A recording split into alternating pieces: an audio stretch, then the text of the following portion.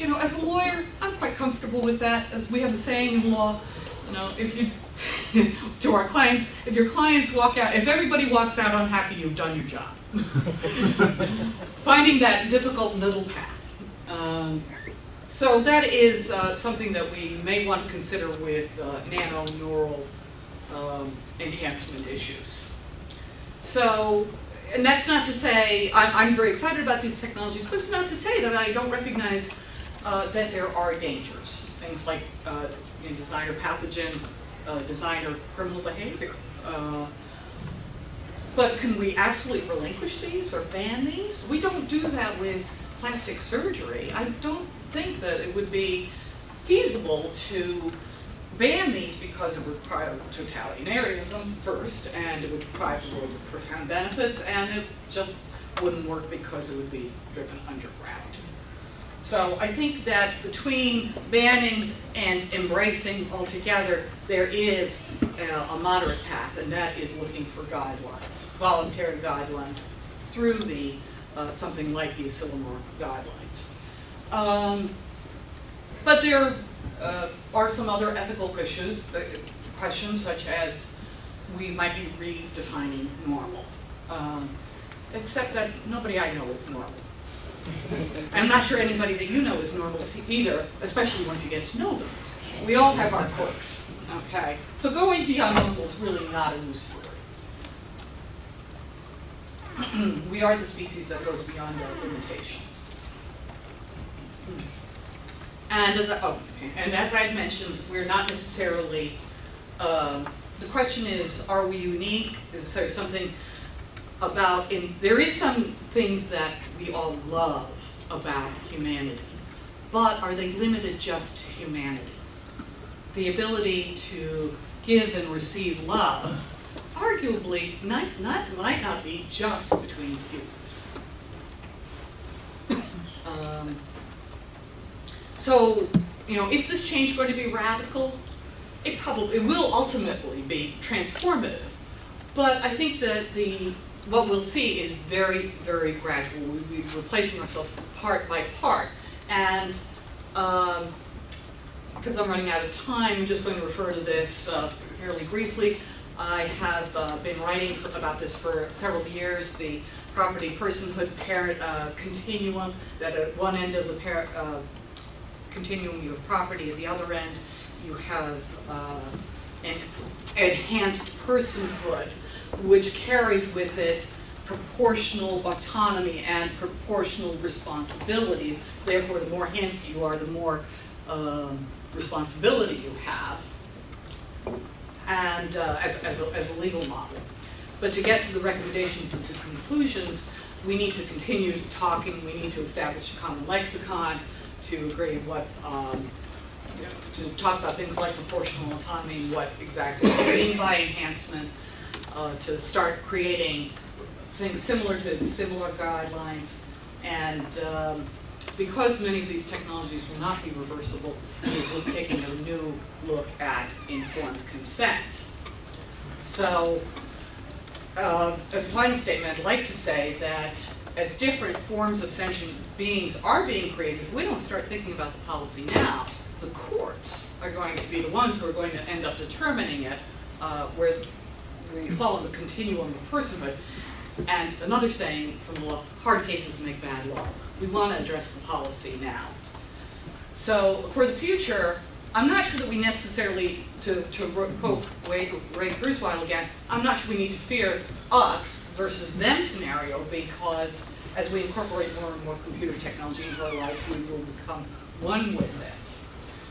So there are 3 websites here that continue on these themes and provide some more information. Unithird Technologies, which is the one, the conference I went to in Magog. Transcendent Man, which is a movie trailer for Ray Kurzweil's movie. I don't own any stock in it, I just think it's really interesting.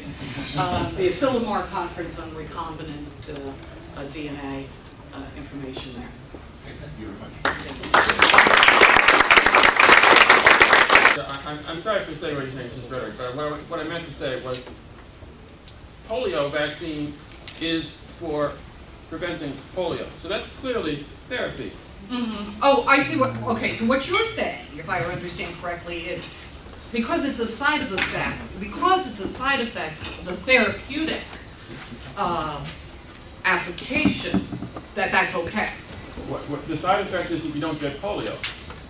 And the side effect is also that your immune system is enhanced against other diseases. And some people let it happen naturally, don't they? And that's eventually how they. So And it's there's enhanced also- against other diseases. So Right, it's but there's that's still the also- purpose is still medicine. Clearly, it's not. It starts out as medicine.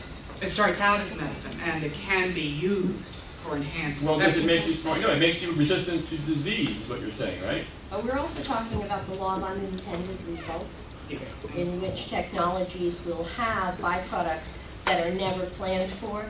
And I think with this particular set, in which cell manipulation is a basic component, we will have many unintended results, which can be defined in multiple ways. And again, policy decisions should be discussed by thinking adults and not leave it to either the politicians Or the courts. or the courts to decide your future. Don't want that. So, living in the Washington area, I'm a little leery about letting politicians decide my future anytime. Any other questions? How about bankers? I have some special places for the AIG people. Ron, and you're ahead of that. I was going to ask for elaboration on one of the claims you made towards the end. I mean, I think the question of whether it's going to be a smooth or hard transition turns out to be an important question to a lot of the different ethical issues. And you said that you thought it was going to be smooth because of the exponential. I thought it was going to be gradual. Gradual. Okay. I'm not, I don't know if I used the word smooth. Okay. So the gradual. It's going to matter the pace. The pace of the social adjustment is going to matter.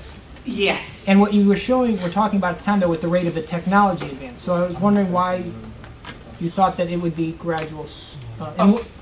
Because of one of your slides, which I thought brought to great attention, the technology will accelerate, but there still will be a lag.